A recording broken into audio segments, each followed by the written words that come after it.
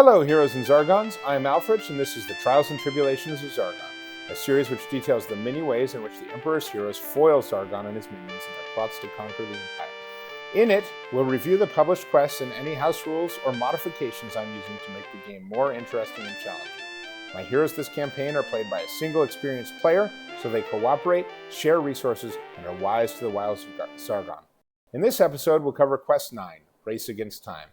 We ran this quest out of order because it didn't seem to serve a purpose in the original quest pack and the original position, and because narratively, I thought I had a better justification for placing it later. I also changed some of the mechanics of the quest for our run-through. Matt and I had very different reactions to the quest, so this review will be a three-parter. I'll explain the layout, the new mechanics, and the theory of the changes to the dungeon, and Matt will provide a rundown of the events as they happened and his impressions of the rules. Then I will close with a comment or two on Zargon's perspective of what happened. So, without further ado, the read-aloud text for this quest informs heroes. A guide has led you into an underground maze that is rumored to hold a great secret. He has led you down many dark corridors, and finally you find yourself in a room with 3 doors. Suddenly, the guide puts out his torch, and in the darkness you hear him laugh. "Farewell, my heroes," he sneers as he makes his escape. You realize, to your horror, that it is a trap. You must escape, make it back to the stairway, or perish in the dark, forgotten hole. The read-aloud text probably suggests why I moved the quest. By placing it after Barak Tor, I could imply that the guide had information on the location of the Spirit Blade and bring the title Race Against Time more into line with the quest position. Why would the heroes follow a guide? Well, they're strapped for time and trying to find a way to shut down the Witch Lord before he wreaks havoc. However, 2 other evocative features of this read-aloud text included the idea that A, the heroes might get lost forever if they're not careful, and B, the idea that heroes begin the quest in darkness. To capture the sense of time pressure and to add to the tension of the game, I implemented the following additional rules.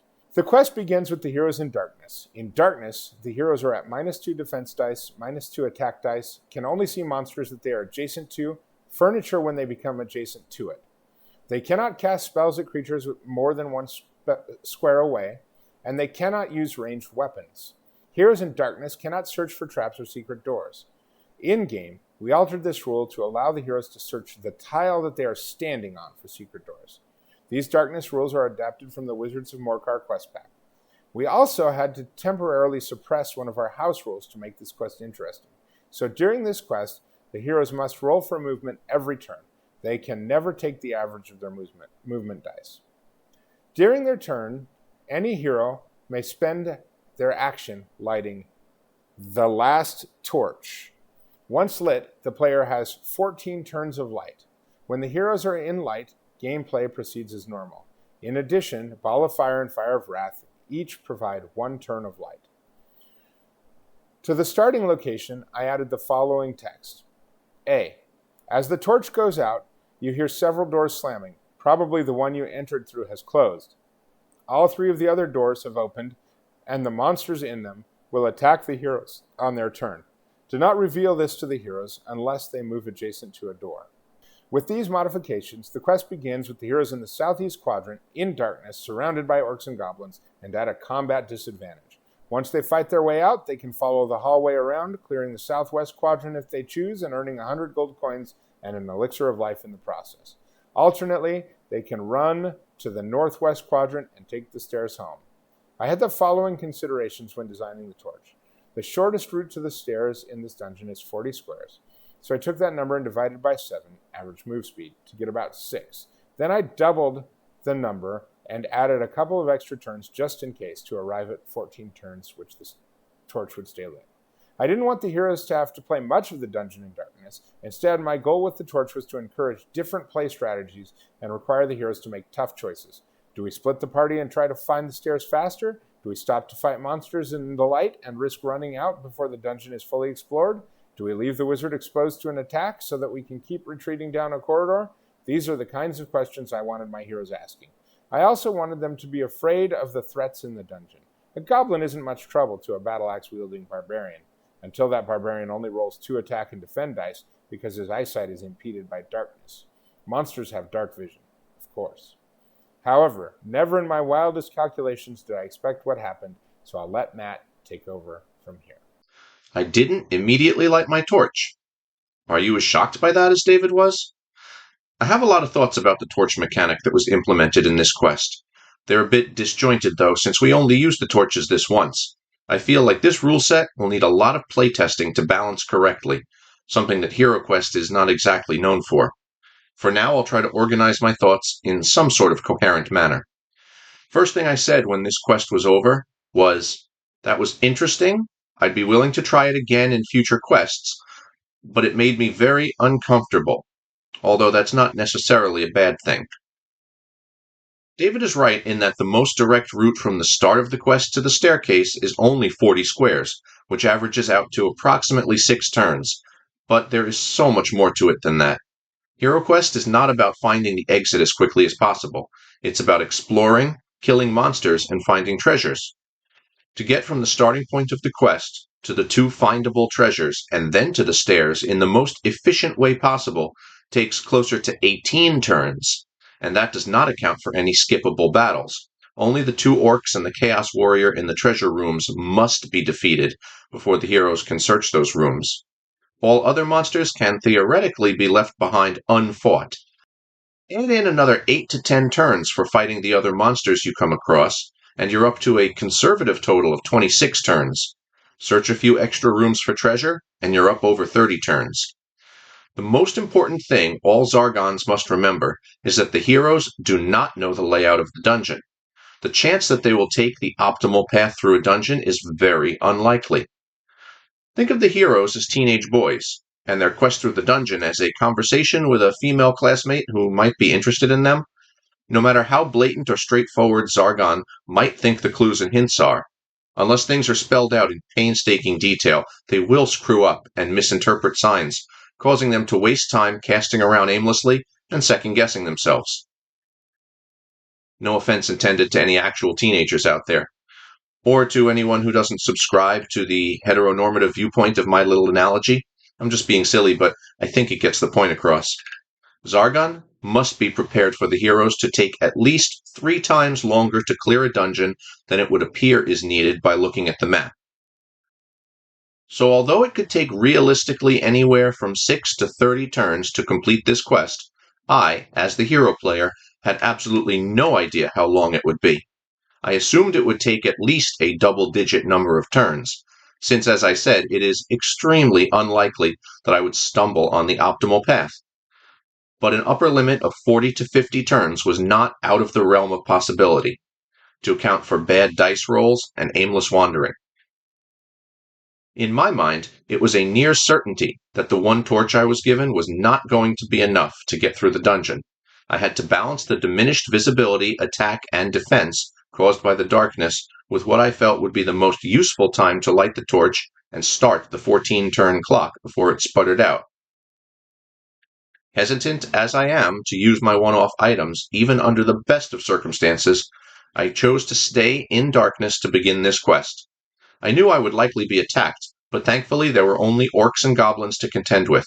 Any stronger monsters might have made me rethink my strategy, but I was able to deal with the 4 goblins and 5 orcs safely.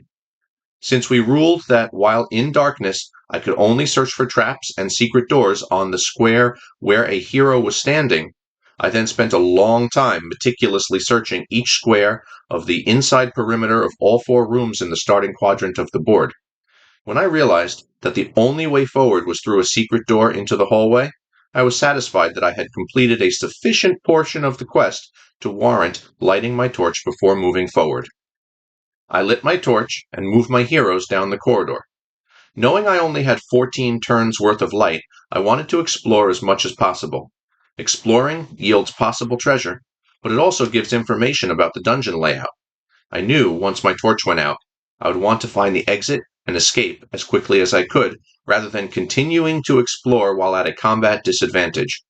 So even if I hit a dead end while the torch was lit, it would narrow down the options for when I was back in the dark. I wound up clearing out the southwest quadrant of the game board, finding 100 gold coins and the Elixir of Life artifact in the process. Unfortunately, the battles in this part of the map are significantly harder than the first round of battles. For comparison, the 9 enemies in the southeast quadrant have a combined 9 body points, 23 attack dice, and 14 defense dice, while the 9 enemies in the southwest quadrant, including the orc in the hallway, have a combined 15 body points, 27 attack dice, and 22 defense dice. It took almost all of my 14 turns worth of light to clear this portion of the dungeon. I made it out of the southwest quadrant, down the rest of the southern corridor, around the corner, and just far enough to discover the orc hiding in the short hallway halfway down the corridor before my torch ran out. Swift wind helped send my barbarian charging ahead to reveal as much of the board as I could. Seeing that the western corridor was empty was a big relief. I knew that even in darkness I would be safe for a little while longer, with only the one orc to deal with. I wound up defeating that orc and the 4 goblins in the next room before stumbling onto the staircase. I left one orc alive in the northwest corner of the map. I'm still waiting for the random orc in a future quest that turns out to be this lone survivor seeking vengeance, probably rolling double attack and defend dice just to make my life miserable. All in all, I think I played this dungeon correctly. If I had used my torch right from the start, it probably would have gone out while I was still searching the southwest quadrant. Depending on which monsters were left, that could have spelled disaster. Or, at the very least, would have made the trip up the western corridor much more nerve-wracking. And again, as the hero player, I had no way of knowing at the beginning that the southwest quadrant was a dead end. I definitely would have chosen to explore it, even if my torch was running low. The only way to complete the dungeon is to pick a path and move forward. As I said, the use of darkness and torches makes me very uncomfortable during the gameplay. This is in line with how the heroes would really feel blindly stumbling through a dungeon, so I'm not totally against it. For me, as far as the frustration it makes me feel, it falls somewhere in between trapped treasure chests that turn out to be empty, and opening a door in the Frozen Horror quest pack, only to find yet another room with multiple polar war bears, yetis, and ice gremlins. The Frozen Horror quest pack is so disgustingly brutal. But we'll get to that. At the time of writing this script, we have completed the first 7 Frozen Horror quests, not without casualties. We will be using torches again in future quests, so we'll be back to talk more about this mechanic in a future video. I'll be just as interested as anyone to see how my feelings about it change. So that was our Race Against Time, Heroes and Zargons. Since recording, we've spent the summer playing around with various types of turn timers and getting better and better at estimating how long it's going to take the heroes to do things. I'd be interested to hear what kinds of timekeeping mechanics and turn-based mechanics others are using in their quests. Thanks for watching, and let's plot together in the comments below.